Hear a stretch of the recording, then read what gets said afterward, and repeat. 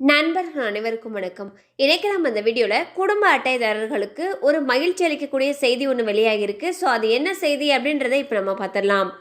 ஒவ்வொரு ஆண்டும் பொங்கல் பரிசு தொகை மற்றும் பரிசு தொகுப்பு வழங்கப்பட்டு வரும் நிலையில் அடுத்த ஆண்டு லோக்சபா தேர்தல் வர இருப்பதால் பொங்கல் பரிசு தொகை அதிகரிக்கப்படலாம் என்று கூறப்படுகிறது.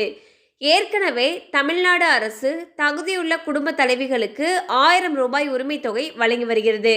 அது மட்டும் இல்லாமல் சென்னை உள்ளிட்ட 4 மாவட்டங்களுக்கும் தென் மாவட்டங்களுக்கும் வெள்ள நிவாரண நிதியும் வழங்கப்பட்டு வருகிறது. இந்நிலையில் பொங்கலுக்கு இன்னும் சில வாரங்களே இருக்கும் நிலையில் பொங்கல் பரிசு தொகை மற்றும் பரிசு தொகுப்பு வழங்க திட்டமிடப்பட்டுள்ளது.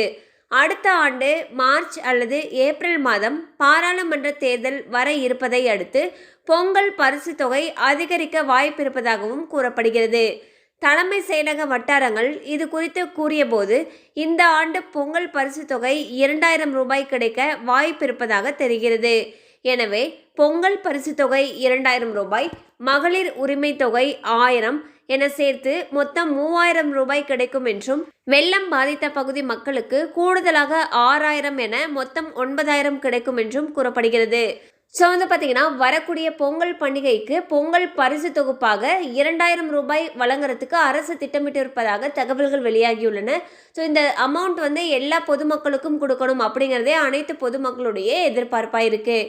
கண்டிப்பாக அந்த அப்டேட் உங்களுக்கு பயனுள்ளதாக இருந்திருக்கும் நம்புகிறோம். மேலும் இது போல் அப்டேட்ஸ் உங்களை உடனே ரீச் ஆகணும்னு நினச்சிங்கன்னா நம்ம சேனலோடு தொடர்ந்து இணைந்திருங்கள். தேங்க்யூ ஃபார் வாட்சிங்.